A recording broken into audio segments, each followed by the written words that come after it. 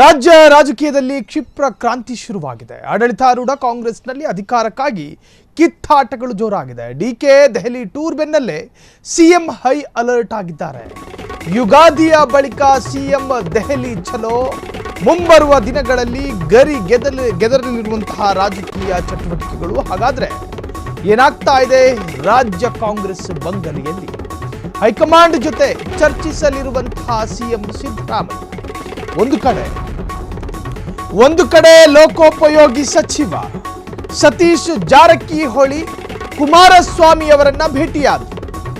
ಅದಾದ ನಂತರ ರಾಜಕೀಯ ಚರ್ಚೆಗೂ ಕೂಡ ಕಾರಣವಾಯಿತು ಆ ಒಂದು ಭೇಟಿ. ಈಗ ಸಂಪುಟ ವಿಸ್ತರಣೆ ಅಥವಾ ಪುನರ್ರಚನೆಯ ಬಗ್ಗೆ ಚರ್ಚೆಯಾಗುತ್ತಾ ಸಿಎಂ ಭೇಟಿಯ ಬೆನ್ನಲ್ಲೇ ಹೈಕಮಾಂಡ್ ಜೊತೆ ಚರ್ಚಿಸಲಿರುವಂತಹ ಸಿಎಂ ಸಿದ್ದರಾಮಯ್ಯ. ಸಂಪುಟ ಪುನರ್ರಚನೆಯಾದರೆ 8 ಸಚಿವರಿಗೆ ಕೋಕು ಸಾಧ್ಯತೆ. ಆ ಸಚಿವ ಸ್ಥಾನಗಳು ಯಾವ್ಯಾವುದು? ಯುಗಾದಿಯ ಬಳಿಕ ಸಂಪುಟ ಪುನರ್ರಚನೆ ಆಗುವಂತಹ ಎಲ್ಲ ಸಾಧ್ಯತೆಗಳು ಕೂಡ ವ್ಯಕ್ತವಾಗಿದೆ.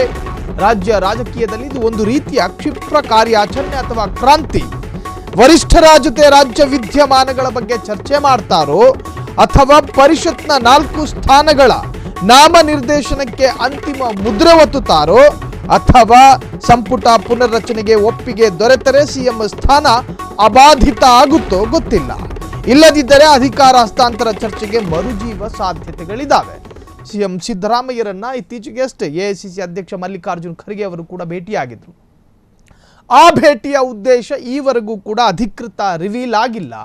ಸಚಿವ ರಾಜಣ್ಣರ ಹನಿ ಟ್ರಾಪ್ ಪ್ರಕರಣಕ್ಕೆ ಸಂಬಂಧಪಟ್ಟ ಹಾಗೆ ಮಾತನಾಡಿದ್ರು ಅಥವಾ ಸಿದ್ದು ಸಚಿವ ಸಂಪುಟ ಪುನರ್ರಚನೆಯ ಬಗ್ಗೆ ಏನಾದರೂ ಮಾತುಕತೆ ನಡೆದಿತ್ತ? ಎರಡೂ ಕೂಡ ವ್ಯಕ್ತವಲ್ಲ, ನಿಖರತೆ ಇನ್ನೂ ದೊರಕಿಲ್ಲ.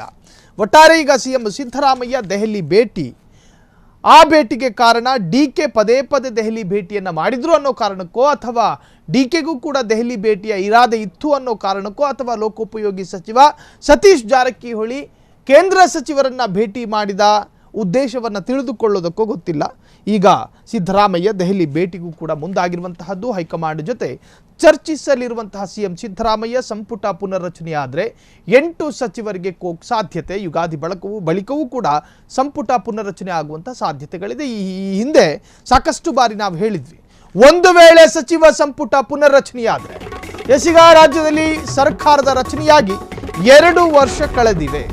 ಸಂಪುಟ ಪುನರ್ರಚನೆ ಸೂಕ್ತ ಕಾಲ ಎಂಬ ಅಭಿಪ್ರಾಯದಿಂದ ದೆಹಲಿ ಭೇಟಿಗೆ ಪ್ಲಾನ್ ಮಾಡಿದ್ದಾರೆ. ಸಾಕಷ್ಟು ಮಂದಿ ಕ್ಯಾಬಿನೆಟ್ಗೆ ಸೇರಲು ಪ್ರಯತ್ನಗಳನ್ನು ಮಾಡ್ತಾ ಇದ್ದಾರೆ, ಆಸೆ ಇಂಗಿತವನ್ನು ವ್ಯಕ್ತಪಡಿಸ್ತಾ ಇದ್ದಾರೆ. ಸಿಎಂ 30 ತಿಂಗಳ ಬಳಿಕ ಸಂಪುಟ ಪುನರ್ರಚನೆ ಆಗಲಿ ಅಂತ ಮನಸ್ಥಿತಿಯಲ್ಲಿದ್ರೋ ಏನು. ಇತ್ತ ಸಂಪುಟ ಪುನರ್ರಚನೆಗೆ ಡಿಸಿಎಂ ಒತ್ತಡವನ್ನು ಹಾಕ್ತಿದ್ದಾರಂತೆ. ಹೈಕಮಾಂಡ್ ಮನವರಿಕೆಗೆ ಮುಂದಾದ ಡಿಸಿಎಂ ಡಿಕೆ ಶಿವಕುಮಾರ್. ಹಾಗಾದ್ರೆ ಸಂಪುಟ ಪುನರ್ರಚನೆ ಆಗುತ್ತಾ? ಹೈಕಮಾಂಡ್ ಕೂಡ ಸಂಪುಟ ಪುನರ್ರಚನೆಗೆ ಆಸಕ್ತಿಯನ್ನ ತೋರಿದೆ. ಕನಿಷ್ಠ 5 ರಿಂದ 6 ಸಚಿವರನ್ನ ಬದಲಾವಣೆ ಮಾಡಬೇಕು ಎಂಬ ಉದ್ದೇಶ. ಈಗ ಚರ್ಚೆ ಏನು ಅಂತ ಹೇಳಿದ್ರೆ, ಡಿಕೆ ಬಣದಲ್ಲೂ ಕೂಡ ಒಂದಷ್ಟು ಸಚಿವ ಸ್ಥಾನದ ಮೇಲೆ ಆಸೆ ಇಟ್ಕೊಂಡಂತಹ ವ್ಯಕ್ತಿಗಳಿದ್ದಾರೆ, ಆಸ್ಪರೆಂಟ್ಗಳು, ಆಕಾಂಕ್ಷಿಗಳು. ಸಿದ್ದರಾಮಯ್ಯ ಬಣದಲ್ಲೂ ಕೂಡ ಪ್ರಮುಖರು ನನಗೆ ಬಾರಿ ಒಂದು ಖಾತೆ ಕೊಟ್ಟು ಬಿಡಿ ಅಂತ ಹೇಳಿ ಮನವಿ ಮಾಡಿಕೊಂಡವರು ಇದ್ದಾರೆ. ಹಾಗಾದ್ರೆ ಸಚಿವ ಸಂಪುಟ ಪುನರ್ರಚನೆಯಾದ್ರೆ ಯಾರ್ಯಾರಿಗೆ ಕೋಕ್ ಸಿಗುತ್ತೆ? ಈ ಹಿಂದೆ ನಾವು ಸಂಭಾವಿತರ ಹೆಸರನ್ನು ಕೂಡ ರಿವೀಲ್ ಮಾಡಿದ್ವಿ. ಒಂದು ಅಬಕಾರಿ ಇಲಾಖೆಯ ಆರ್.ಬಿ. ತಿಮ್ಮಾಪುರ ಅಥವಾ ಮಧು ಬಂಗಾರಪ್ಪ, ಹೀಗೆ ಒಂದಷ್ಟು ಹೆಸರುಗಳನ್ನು ನಾವು ಸಾಧ್ಯತೆಗಳಿದ್ದಾವೆ ಎನ್ನುವಂಥ ಅಭಿಪ್ರಾಯವನ್ನು ವ್ಯಕ್ತಪಡಿಸಿದ್ವಿ. ಆದರೆ ಯಾರ್ಯಾರು ಸಚಿವ ಸ್ಥಾನಕ್ಕೆ ಮಣೆ ಹಾಕಿದ್ದಾರೆ, ಅವರಿಗೆ ಯಾರ್ಯಾರು ವಿರೋಧತೆಯನ್ನು ವ್ಯಕ್ತಪಡಿಸ್ತಾ ಇದ್ದಾರೆ, ಹೈಕಮಾಂಡ್ಗೆ ರಾಜ್ಯ ಸರ್ಕಾರ ಯಾವ ನಾಮನಿರ್ದೇಶನವನ್ನು ಮಾಡಿದೆ, ಜೊತೆಗೆ 5 ವಿಧಾನ ಪರಿಷತ್ ಸ್ಥಾನಕ್ಕೂ ಕೂಡ ಈಗ ನಾಮನಿರ್ದೇಶನ ಸಲ್ಲಿಸುವಂಥ ಪ್ರಕ್ರಿಯೆಗಳು ನಡೆಯುತ್ತೆ, MLC ಸ್ಥಾನಕ್ಕೂ ಕೂಡ. ಸೊ ಈಗ ಗೆದರಿರ್ತಕ್ಕಂಥ ವಿಚಾರ ಏನು ಅಂತ ಹೇಳಿದ್ರೆ, ಒಂದು ವಿಧಾನ ಪರಿಷತ್ನ 5 ಸ್ಥಾನ ಜೊತೆಗೆ ಸಚಿವ ಸಂಪುಟ ಪುನರ್ರಚನೆಯಾದರೆ ಯಾರಿಗೆ ಕಿಕ್ಔಟು, ಯಾರಿಗೆ ಚೆಕ್ಕಿನ್ನು ಎನ್ನುವಂತಹದ್ದು.